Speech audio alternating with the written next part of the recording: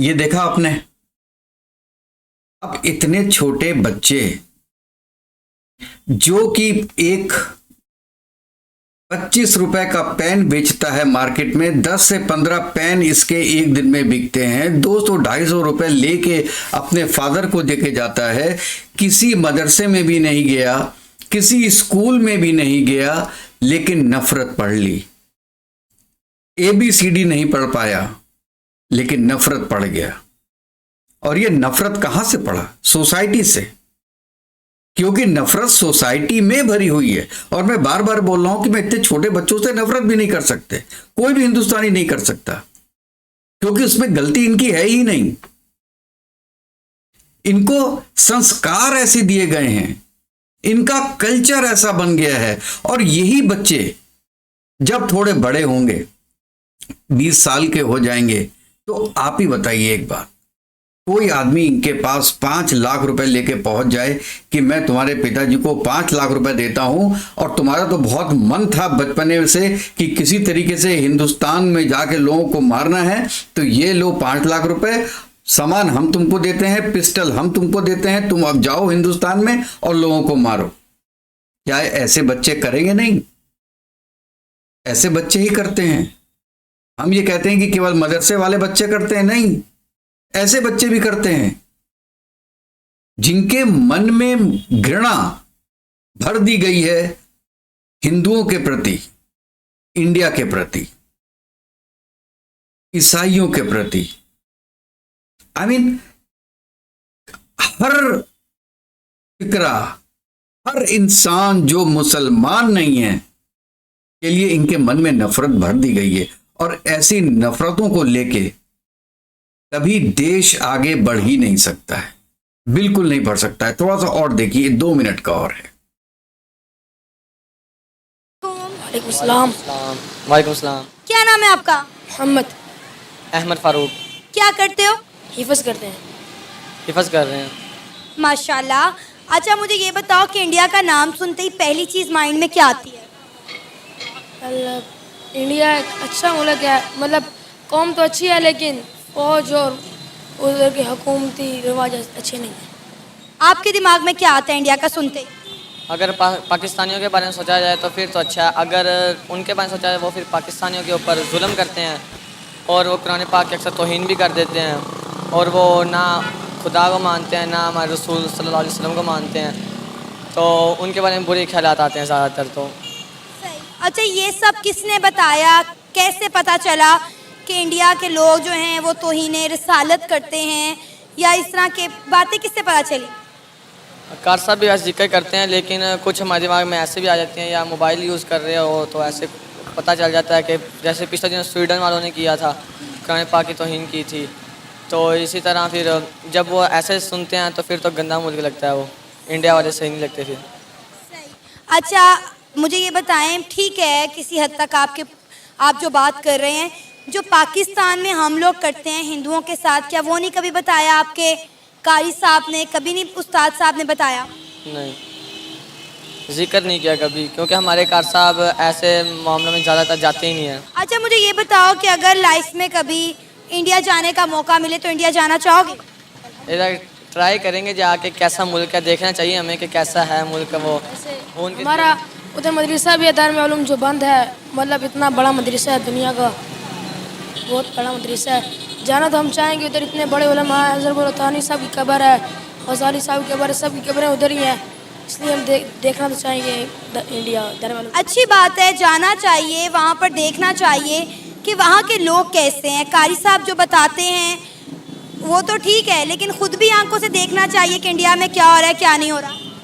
देखना चाहिए। वैसे अगर मौका मिलता हम तो जाएंगे एक दफ़ा, क्योंकि जाके इधर चेक तो करें वो मुल्क कैसा है, कैसे उनके उधर के लोगों में कैसे ख्यालात हैं। अब हमारे पाकिस्तान में तो ज़्यादा लोगों में अच्छे ख्यालात हैं, अब उधर के देखेंगे कैसे ख्यालात हैं।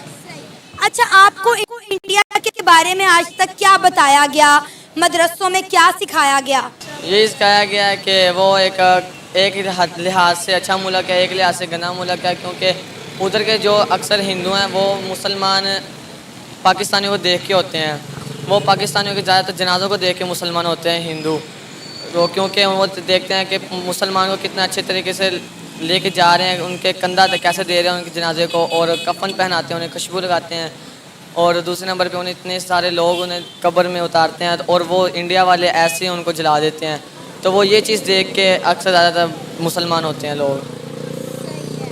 मतलब मौत के तरीक़ेकार को देखकर, दफनाने के तरीक़ेकार को देखकर हिंदू जो है वो मुसलमान हो जाते हैं। हाँ जी, ये आपको किसने बताया?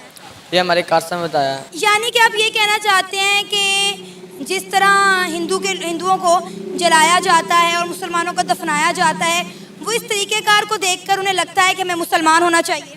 हाँ जी, क्योंकि उनको ये तरीका अच्छा।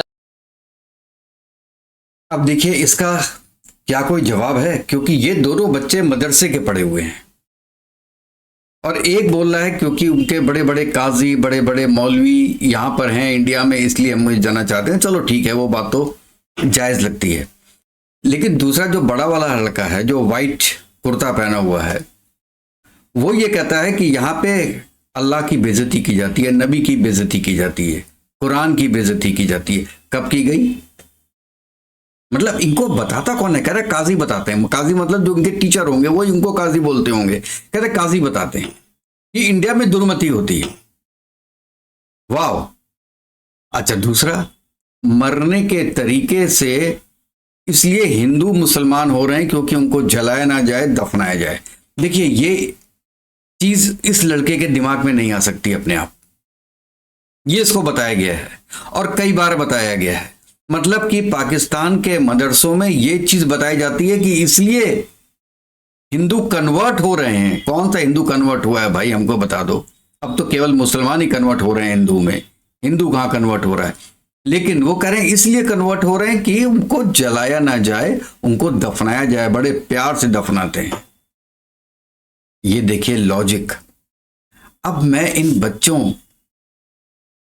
से डायरेक्ट जाके बात तो नहीं कर सकता, और मैं तो फिर एक बार कहता हूं कि मैं एक अलग से प्रोग्राम बनाऊंगा और अपना एक जिंदगी का वाकया भी आपको बताऊंगा कि क्या होता है जब बचपने में एक मुसलमान बच्चे को, जो कि मेरा फ्रेंड था, उसको केवल नफरत सिखाई जाती है, और एक बच्चा वो होता है जिसे केवल ये कहा जाता है कि तुम्हारी जिंदगी में पढ़ाई के सिवा और कोई चीज नहीं है, कोई चीज भी नहीं है, ना पूजा है, ना पाठ है, ना कुछ, केवल पढ़ाई। जब तक तुम एक इंसान ना बन जाओ तब तक तुम्हारी जिंदगी में पढ़ाई के सिवा कोई दूसरी चीज नहीं होनी चाहिए। दोनों में फर्क क्या होता है और रिजल्ट में फर्क क्या होता है, ये मैं आपको एक प्रोग्राम में बताऊंगा, और शायद बहुत जल्दी बताऊं। और ये मेरी जिंदगी की एक सच्ची बात है। तो चलिए दोस्तों, वो जो सीरीज मैं शुरू करने वाला हूं उसमें ये भी आएगा एक बार, और मैं बहुत जल्दी वो सीरीज लेके आने वाला हूं। तो उम्मीद करता हूं कि आपको वो सीरीज पूरी पसंद आएगी। मैंने टॉप 10 चीजें निकाली हैं कि पाकिस्तान में प्रॉब्लम क्या है। जो सॉल्यूशन है वो तो उनको देना है, पाकिस्तान को। मैं यहाँ पे सॉल्यूशन देने तो बैठा नहीं हूँ, लेकिन मैं जो 30-35 साल से पाकिस्तान को फॉलो कर रहा हूँ, डे टू डे फॉलो करता हूँ मैं पाकिस्तान को, मेरा पैशन है। तो इसलिए जो मैं सोचता हूँ कि ये टॉप 10 प्रॉब्लम्स हैं, वो मैं एक एक प्रॉब्लम एक एक प्रोग्राम में आपके साथ शेयर करूंगा, और आपके कमेंट्स चाहिए। तो अगर आपको मेरा प्रोग्राम वो पूरा सीरीज देखनी है तो प्लीज़ मेरे इस चैनल को सब्सक्राइब कीजिएगा, लाइक कीजिएगा और शेयर कीजिएगा। तो कल तक के लिए थैंक यू वेरी मच। जय हिंद, जय भारत, वंदे मातरम।